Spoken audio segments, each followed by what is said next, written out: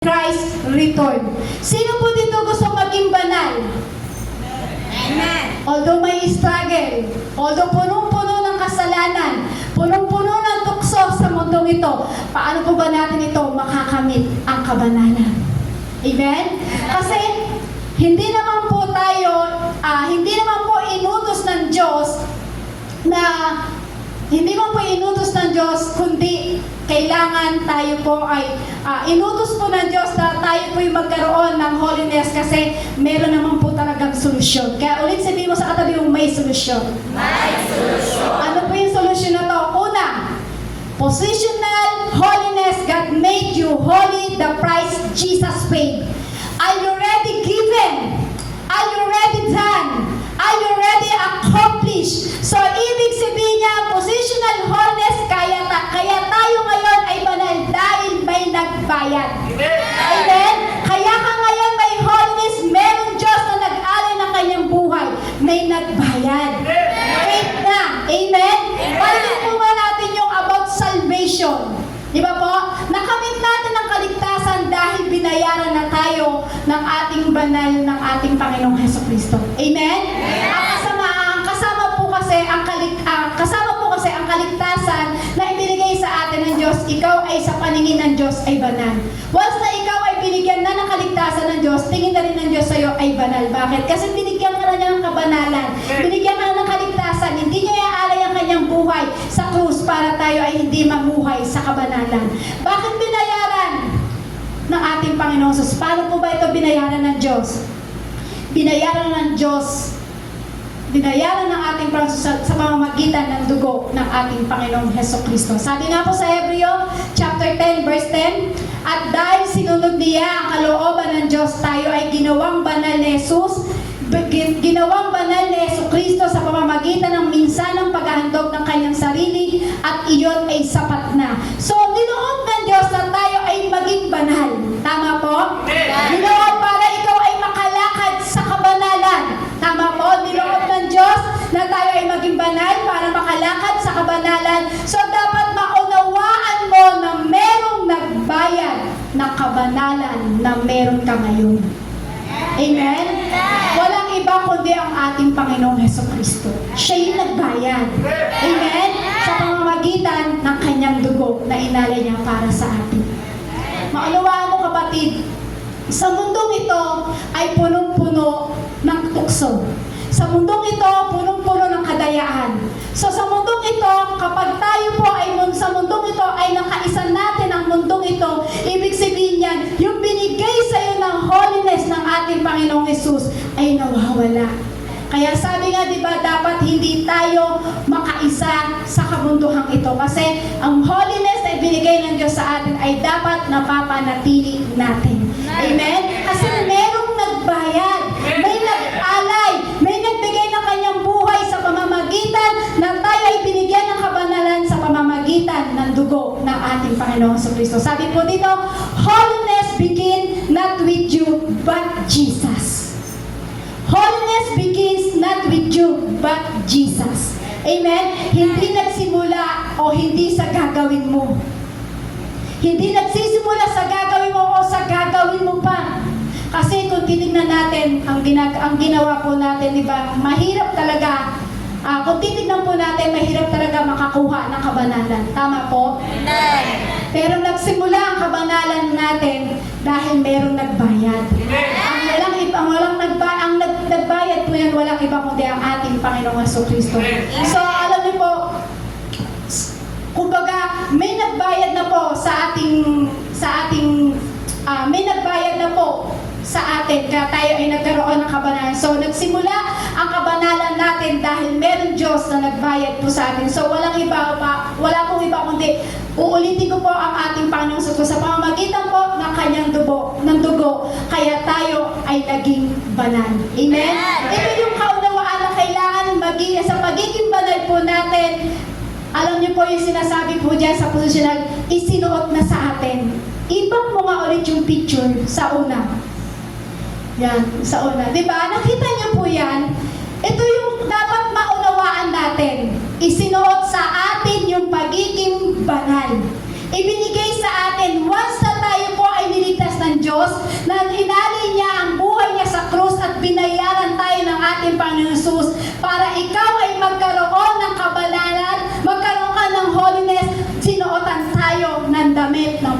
pagiging holiness ng ating Panginoong Jesucristo. Amen?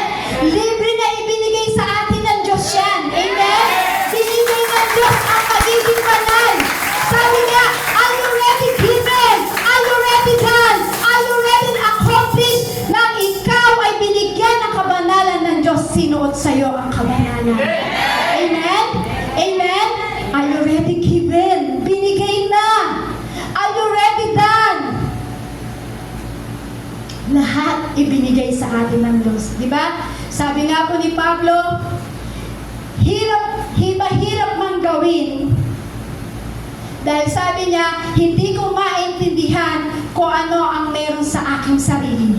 Sabi po ni Pablo po, di ba, may laban siya, may struggle siya, pero merong solusyon na ibinigay ng Diyos. Kasi binigay na ng Diyos sinuot na sa atin. So dahil sinuot sa iyo yung pagiging holiness, so kailangan panatilihin mo ito.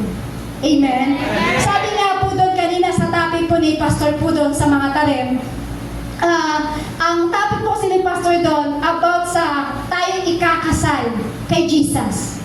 Tayo ay nakasuot sa puting trahibidoda, na pangkasal na tayo magsusuot na pag tayo po ay kinatagpo natin ng ating Panginoong Jesus. Alam niyo po ba, doon po sa topic po ni Pastor, sinuot na yung kaputian, yung linong puti. Ibig sabihin niya yung telang puting-puti, yung malinis. Kasi ibinigay na po sa atin yan. Parang ganyan din po. Tayo binigyan ng holiness ng Diyos, isinuot sa atin yon.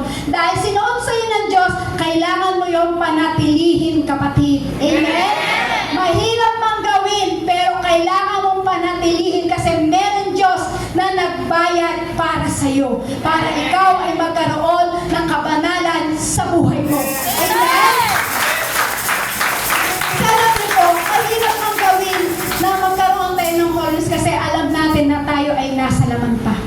Amen? Nananalatay talaga sa atin ang laman. Kaya sabi nga po sa Roma chapter 7 verse 24 to 25, sabi po dyan, kay saklap ng aking kalagayan, sino ang magliligtas sa akin mula sa katawang ito na nagdala sa akin sa kamatayan? Wala nang iba kundi ang Diyos sa pamamagitan ni Jesucristo na ating Panginoon. Salamat sa Kanya, ito nga ang kalagayan ko. Sa pamamagitan ng aking isip, pinaglingkuran ko ang kautusan ng Diyos, ngunit sa pamamagitan ng aking katawan, makalaman ay pinaglilingkuran ko ang tuntunin ng kasalanan. Salamat po sa Panginoon kasi may solusyon na ibinigay ang Diyos sa atin para tayo ay magkaroon ng kabanalan. Kasi kung hindi po tayo binigyan ng solusyon ng Diyos, tayo po pala ay mananatiling nasa kasalanan pa rin ng mundong ito.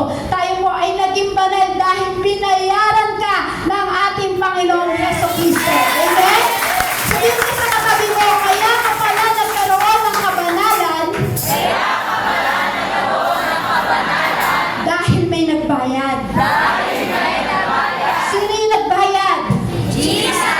Sino po yung nagbayad? Jesus! Si Jesus. Kaya sabi nga po ito, what God did, the price tag God paid. Sabi dyan, Jesus made you holy by His blood. Sabi ito, His blood wash your record. Amen? His blood removed your guilt. His blood made you acceptable before God. So, ibig sabihin, binayaran na ni Jesucristo. His blood wash your record. Wala ka ng record. Binayaran na yan ang dugo ng ating Panginoon Jesucristo. Amen? Wala na rin yung guilt mo, kapatid. Binayaran na ng dugo ng ating Panginoong Jesucristo. Amen? Kaya, saan po ba nanggaling ang ating kabanalan? Kay Jesucristo. Parang di niyo po masagot. So alam niyo po, kahit saan ka nanggaling, kahit ano pa ang kasalanan mo, kahit ano pa ang nagawa mo, kapatid, na kasalanan, kahit saan ka pa nanggaling sa mundong ito, pero merong nagbayad para sa iyo dahil ikaw ay gusto ng Diyos na magkaroon ng holiness pagdating sa buhay mo. Amen? Amen? Nung ikaw ay nanampalataya, nang ikaw ay tinanggap mo ang ating Panginoong Jesucristo, tinanggap mo ang biyaya ng kaligtasan na ibinigay ng Diyos sa iyo. Alam mo ba, kapatid, sa pamamagitan ng ating Panginoong Jesus, ikaw ngayon ay nagiging banal. Simula nang tinanggap mo ang Diyos, simula nang nanampalataya ka sa pangalan ng ating Panginoong Hesukristo, simula nang tinanggap mo at nanampalataya ka sa pangalan ng ating Panginoong Hesus, ikaw ngayon ay nagiging banal. Amen? Kaya kailangan, once na tinanggap mo yung panatilihin mo yun. Kaya sabi mo sa katabi mo, panatilihin mo yun. Panatilihin mo yun. Ulitin mo, panatilihin mo yun. Panatilihin mo yun. Sa alam niyo po, kung hindi natin tatanggapin ang kabanalan ng ating Panginoon Hesus, siguro tayo ngayon ay alipin pa rin ng kasalanan. Amen? So, kailangan po natin ang kasalanan ay iwanan. Bakit? Kinuha na po ng ating Panginoong Hesus po yan. Amen? Amen po. Ang kasalanan po, kinuha na ni Jesus. At yung kabanalan naman ang ibinigay sa'yo. Uulitin ko po, ang kasalanan, ulitin ko po, lahat ng kasalanan na gawa mo, anumang nagawa mo, anumang mga kasalanan, marami ka mang nagawang kasalanan, kinuha na yan ni Jesus yung time na siya'y pinako sa krus. At yung time na siya'y pinako sa krus, inalay niya ang kanyang buhay at ang dugo niya ang pinagtubos sa atin. Alam mo ba, yung kabanalan binigay na sa'yo ng ating Panginoong Hesukristo. Kinuha na yung kasalanan at yung kasalanan na kinuha niya sa atin, yung kabanalan ni Hesukristo, yun ang binigay sa'yo, kapatid. Amen? Palakpakan na po natin ang ating Panginoong Hesukristo.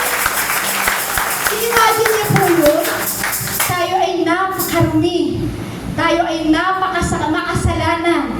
Pero nang tayo tinanggap natin ang ating Panginoong Jesucristo, nanampalataya tayo sa ating Panginoong Jesucristo, ano po ginawa ng Diyos? Kinuha niya ang kasalanan natin at yung kasalanan natin na kinuha niya, binigay naman niya sa iyo at binigay naman sa atin lahat ang kabanalan na dapat mong panatilihin sa iyong buhay. Amen?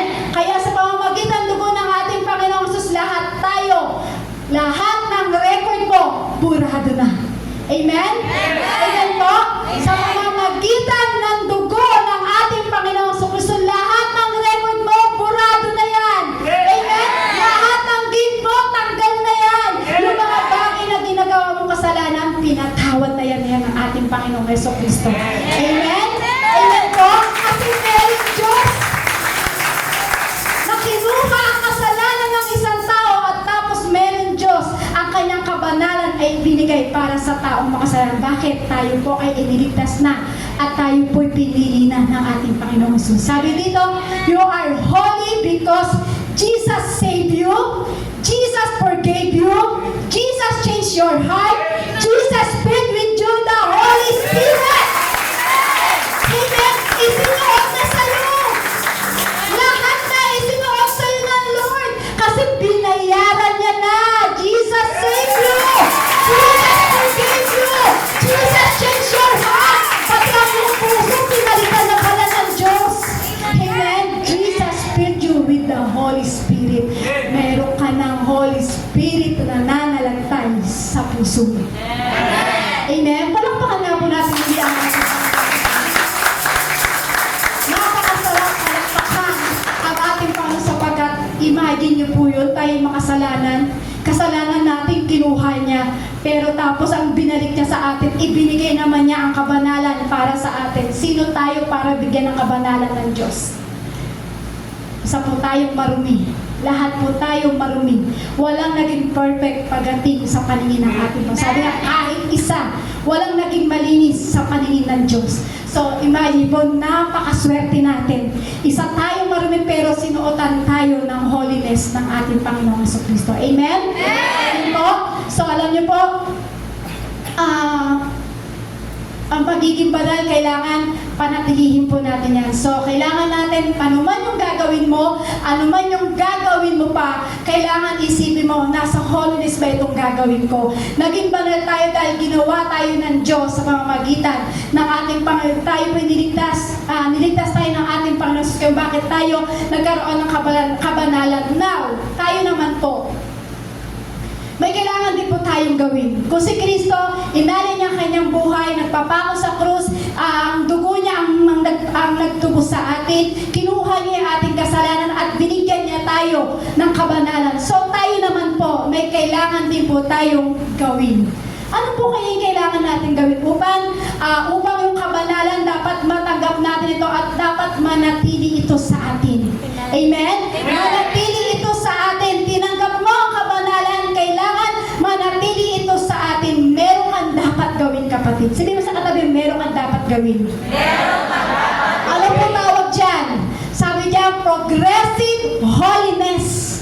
Sabi po dyan, now you live holy your daily choice. Dapat araw-araw mo nang pipiliin na magkaroon ng holiness. Kailangan pinipili. Sabi mo, kailangan pinipili.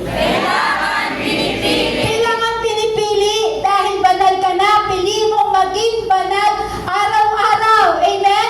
Kasi sinuot na sa'yo yung holiness eh. Kaya kailangan pili mo araw-araw na magkaroon ka ng kabanalan sa buhay mo. Amen? Yun ang kailangan mong gawin. Kasi si Kristo ginawa niya na, inalay niya na yung buhay niya sa krus.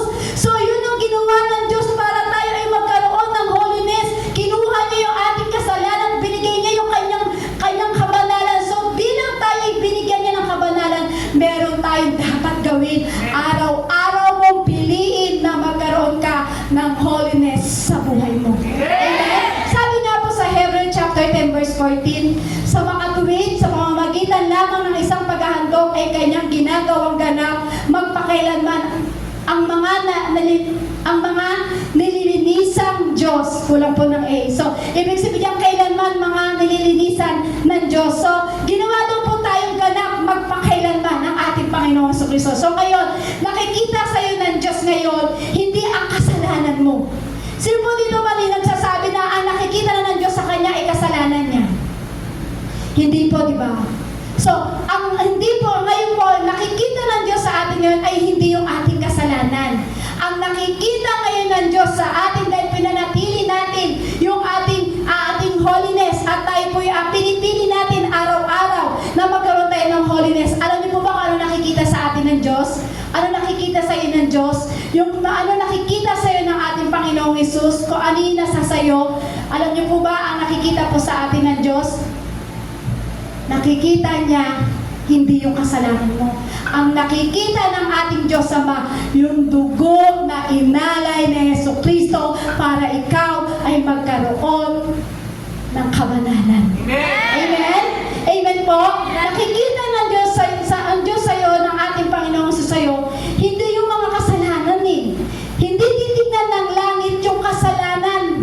Hindi titignan ng langit kung ano yung nakikita sa iyo, kundi ang nakikita ng langit na kung baga kung ang langit ay nakatingin sa atin, ngayon po na tayo pinasoba, sa taas po ang langit, ang nakikita po ng langit, walang iba kundi yung dugo ni Jesucristo na walang bahid ng kasalanan. Ngayon, ginawa kang banal, ngayon sa pagiging banal mo, ngayon ginawa kang banal ng ating Panginoon. Kaya kailangan piliin mo at panatiliin mo araw-araw na ikaw ay merong kabanalan. Sabi nga po sa 2 Corinthians chapter 3, verse 18, at ngayon naalis na ang tolokbong na nagniningning sa ating mga mukha. Ang kaluwalhatian ng Panginoon at ang kaluwalhatian iyan ay nagmumula sa Panginoon na siyang Espiritu, ang siyang nagbabago sa atin mula sa isang antas ng kaluwalhatian hanggang tayo'y maging kalarawan niya. Amen? Kasi alam niyo po, hindi aksidente ang holiness. Tama po? Hindi aksidente ang holiness, kundi decision mo yan. Sabihin mo sa katabi mo, hindi aksidente ang holiness. Kundi decision mo yan. Bakit? Sabi po dito, pursuing holiness demands determination. Sabi po sa Romans chapter 12 verse 1, kaya nga mga kapatid, alang-alang sa masaganang habag ng Diyos sa atin, ako'y nakikiusap sa inyo na ialay ninyo ang inyong sarili bilang isang handog na buhay, banal at kalugod-lugod sa Diyos. Ito ang karapatan dapat na pagsamba ninyo sa Diyos. Bakit? Binayaran ka na. Amen? Binayaran ka ng kanyang anak at ang ating kasalanan ay binayaran na. Kaya kailangan ang holiness ay mananatili sa iyo. Sinuot na sa iyo yun kapatid. Ngayon sinuot na sa iyo ang kabanalan. ikaw naman ngayon dapat panatilihin mo yan. Amen? Amen. Sinuot sa atin ang kabanalan, kaya dapat ikaw naman ang gagawin mo, dapat panatilihin mo yan. Paano yun? Yung determination. Yung determination mo na ibigay mo yung buhay mo pagdating sa ating Panginoong Hesus. Sabi po dyan, kailangan at determination. Kailangan ibibigay mo talaga, i-pursue mo talaga yung buhay mo na ibibigay mo pagdating sa Lord. Kasi isinuot na sa iyo yung kabanalan, kaya dapat i-pursue mo na mananatili sa iyo ang kabanalan. Sabi nga po dito, how to walk holy. Sabi mo dyan, choose your friend wisely from friends wrong direction. So, kailangan maging para sa paglakad natin, sa pagiging holy, sabi niya, how to walk to holy, kailangan pamili ka rin ng magiging kaibigan mo. Kasi kung wrong yung kaibigan mo, wrong friend yung magiging kaibigan mo, wrong direction talaga ang mangyari. Paano po ba yun? Halimbawa, meron kang kaibigan tapos niyayaya ka ng hindi namang maganda. At ang alam mo yung kaibigan mo na yun na niyayaya ka sa kapahamakan. So yung holiness na isinuot sa atin ng Lord, mawawala yun. So kailangan, para ikaw ay makalakad sa holy ng ating Panginoong Hesus, kailangan maging sa kaibigan, matuto ka rin mamili. Amen?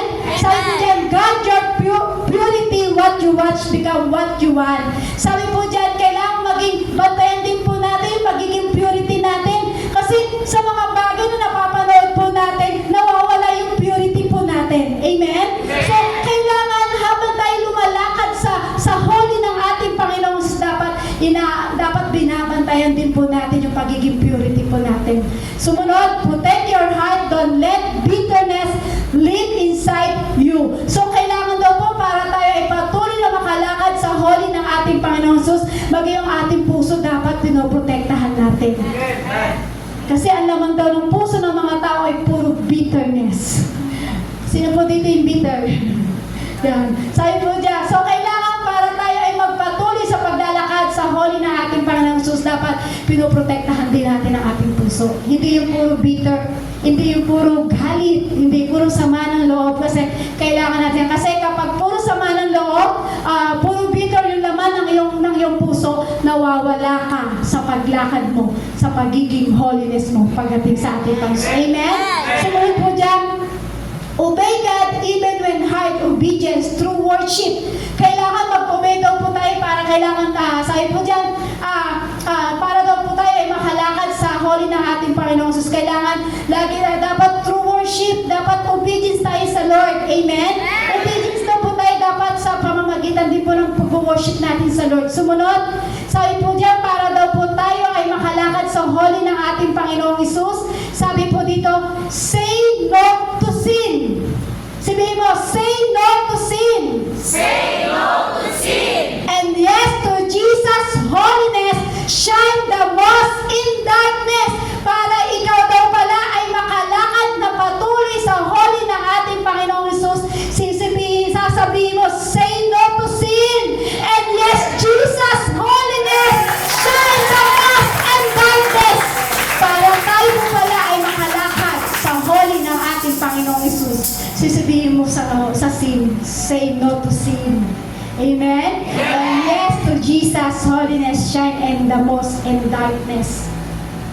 Kailangan po pala yan para tayo ay makalakad sa pagiging holy natin pagdating sa Panginoon. Sabi po dito, perfected holiness future. Dito po, last na po yan.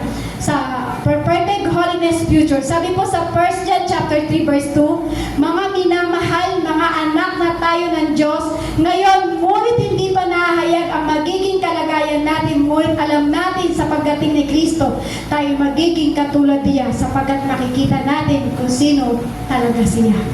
Amen? Amen. Ibig sabihin po nito, one day, makikita po natin ang Diyos na nagligtas sa atin. Ibig sabihin po yan, isang araw, makikita natin ang ating Diyos na punong-puno ng kabanalan. Makikita natin ang Diyos sa punong-puno ng kabanalan na nagligtas sa atin at kung sino at kung ano ang ating Panginoong Hesus. So, dahil sa pagiging banal ng ating Panginoong Hesus, dahil sa isinuot sa iyo ng kabanalan ng ating ating Panginoong Hesus. Alam niyo po, yan, nauna na. Yan po pala yung, yan po yung masasabi ko, one day, no more struggle na.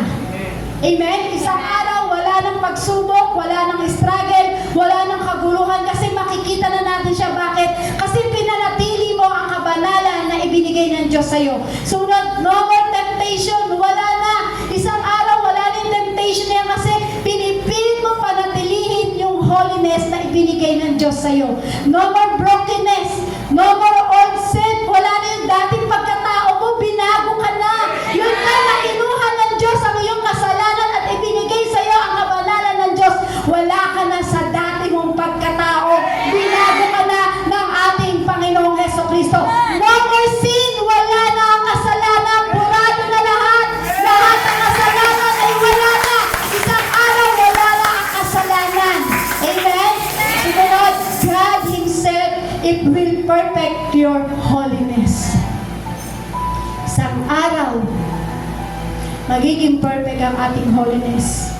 Kung pananatilihin mo ang holiness na ibinigay ng Diyos sa iyo at hindi mo ito tatanggalin yung sinuot sa iyo ng Diyos ng kabanalan, pag ito'y hindi mo minubad at suot-suot mo pa rin ang kabanalan na isinuot sa atin ng Diyos at hindi mo ito inubad, one day wala ka ng struggle, wala ng temptation, wala ng brokenness, wala na yung lumang pagkatao, wala na yung sin. Lahat yan ay tatanggalin ng ating Panginoon. Kaya kapatid, anumang ipinasuot sa iyo ng Diyos na kabanalan, panatilihin mo yan, huwag mong huhubarin. Kasi bakit? Merong dugo na nag-alay, merong dugo na nagbayad sa atin para tayo ay magkaroon ng kabanalan. Alam niyo po?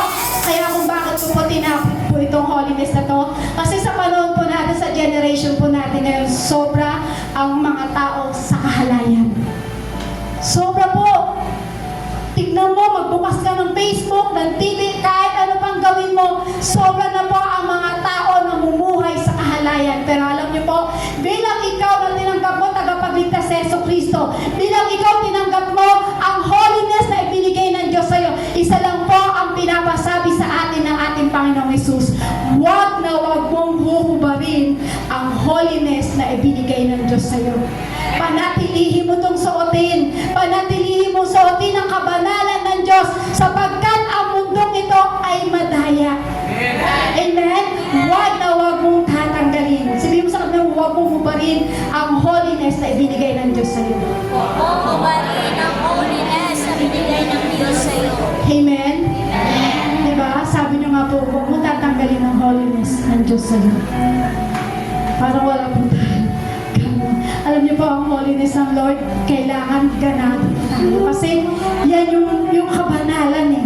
Kasi kung walang dugo na nag-alay sa atin at walang Diyos na nagbigay ng kabanalan sa atin, nasaan tayo ngayon kapatid? Baka wala tayo sa kinalalagyan natin ngayon. Baka isa pa rin po tayong punong-puno ng kasalanan sa mundong ito. Pero meron Diyos na nag-alay ng kanyang dugo para tayo ay mapanatili sa holiness ng ating Diyos. Mapanatili sa kabanalan ng Diyos. Kaya kapatid, anumang isinuot ng Diyos sa iyo na kabanalan, isipin mo na merong dugo na nagbayad para sa kasalanan. Uulitin ko po, bago mo hubarin yung kabanalan na ipinagkatiwala at binigay ng Diyos sa iyo, isipin mo kapatid, merong dugo na nagbayad para ikaw ay makapagsuot ng kabanalan. Merong buhay na nag-alay para tayo ay mapanatili sa kabanalan. So kapatid, nandito ka ngayon, tinanggap mo ang Diyos. Alam mo na ikaw ay niligtas ng Diyos, na uunawaan mo ang ibinigay ng Diyos sa iyo. Inaanyayahan kitang tumayo at patuloy ka manalangin sa ating Panginoong Hesus na ipatuloy na ibigay ang kabanalan na ibinibigay ng Diyos sa atin.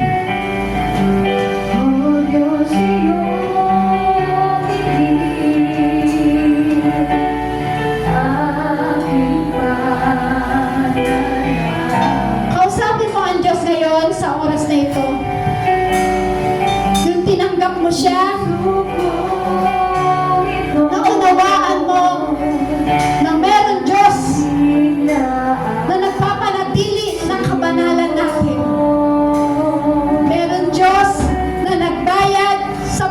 pamamagitan ng kanyang dugo.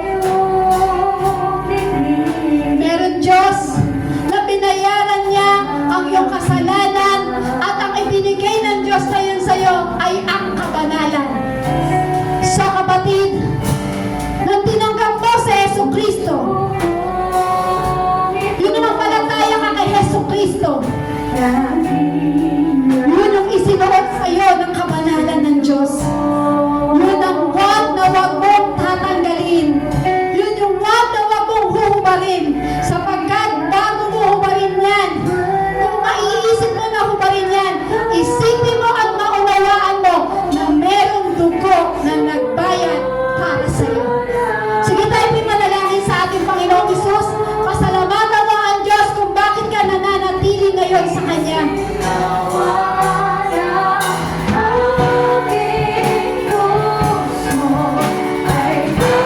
Yes, Lord, salamat sa kabanalan na ibinigay mo sa amin, Lord.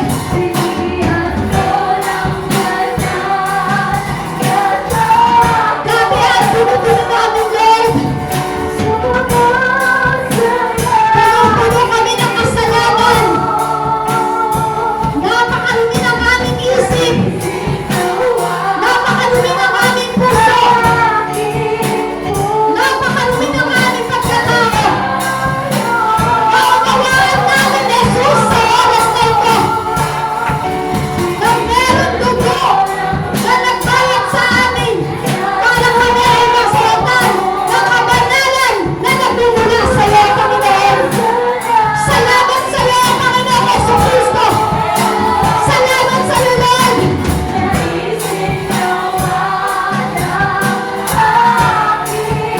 Thank you, Lord God. Thank you, Lord. Thank you, Lord Jesus. Salamat sa dugo na inalay mo sa amin, Lord. Salamat, Lord. Binayaran mo ang aming mga kasalanan. Salamat sa iyo, Jesus. Salamat sa iyo, Jesus. Thank you, Lord. Thank you, Lord God, Jesus. Pasalamatan mo ang ating Panginoong Jesus sa buhay mo. Yes, Lord.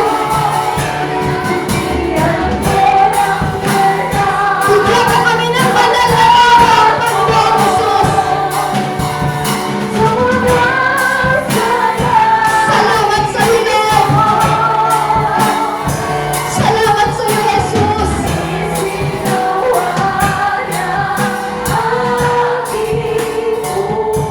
Alam niyo po, mga kapatid, nang hindi ko pa po kilala ang ating Panginoong Jesus, hindi ko po naunawaan kung ano yung Biblia, hindi ko naunawaan kung ano yung tunay na kaligtasan, at hindi ko maunawaan dati kung bakit meron Diyos na nag-alay ng kanyang buhay para sa atin. Nang hindi ko po kilala ang Diyos, wala po akong pakialam sa paggawa ng kasalanan. Gumagawa ako ng kasalanan. Wagas akong gumawa ng kasalanan. Sobra yung kasalanan na gawa ko. Nang hindi ko po kilala ang Diyos at hindi ko pa alam ang kaligtasan na ibinigay ng Diyos sa atin, kung bakit inalay niya ang kanyang buhay, alam niyo po ba nung dati po ang aking pamumuhay ay napakarumi. Sobrang dumi ng pagkatao ko. Sobrang dumi ng aking isip. Sobrang dumi ng aking puso. Pero yung time na kilala ko na meron Diyos na nagligtas sa atin, na meron Diyos na nagpapako sa krus, na meron dugo na nagbayad sa atin para tayo ay maligtas at magkaroon ng kabanalan sa ating buhay, doon ko na unawaan na lahat pala ng ating karumihan kinuha ng Diyos. Nagpakahirap siya, nagpapako siya sa krus para sa iyo, para sa atin, para sa akin, para sa ating lahat, para tayo ay magkaroon ng kabanalan na gusto ng Diyos sa buhay mo.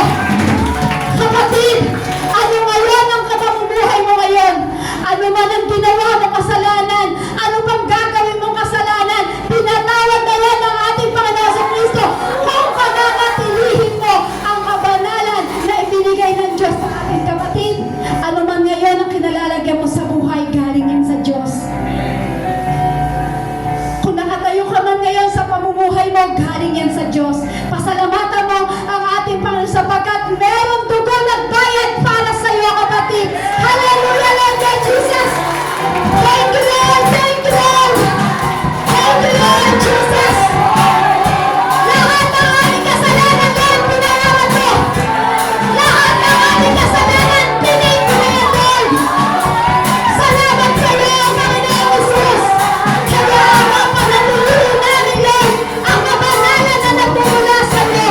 Hallelujah! Hallelujah! Hallelujah! Lord God Jesus!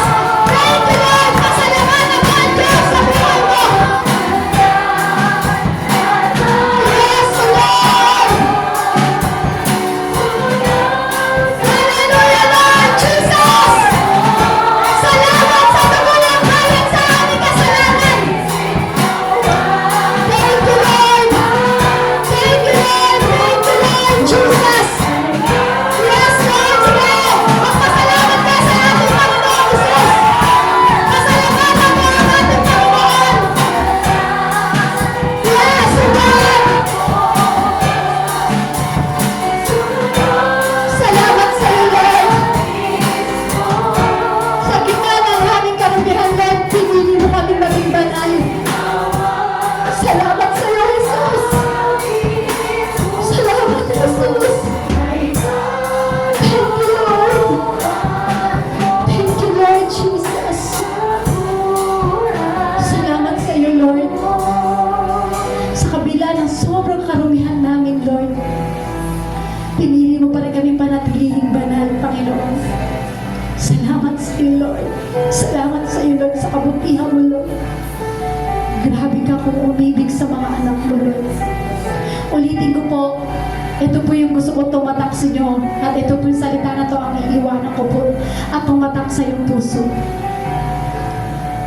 Nang kinuha ng ating Panginoong Jesus ang iyong kasalanan, ibinigay naman niya sa iyo ang kanyang kabanalan.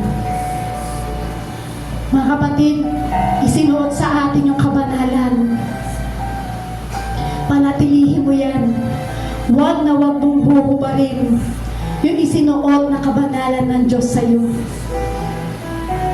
Huwag na huwag mong huhubarin yung pinagkatiwalang kabanalan ng Diyos sa iyo. Bakit, kapatid? Bago mo maisip na iwanan at hubarin ang kabanalan na ibinigay ng Diyos sa iyo, maunawaan mo at maisip mo na merong dugo na nagbayad para sa iyo. Na merong dugo at merong buhay na nag-alay para ikaw ay mapanatili sa kabanalan. Kaya kapatid, magpasalamat ka sa ating Panginoong Hesus. Ano man ngayon na ipinapakita ng Diyos sa iyo at anumang isinuot na kabanalan ng Diyos sa iyo, huwag na huwag mong huhubarin yan sapagkat merong dugo na nagbayad para sa atin. Salamat sa iyo, Panginoong Hesus, sa oras to, Lord God. Salamat, Panginoon, sapagkat, Lord, nire-remind mo lang kami, Panginoon, sa takbo ng mundong ito, Lord. Alam po namin, Lord, napakarumi ng takbo ng mundong ito, Lord.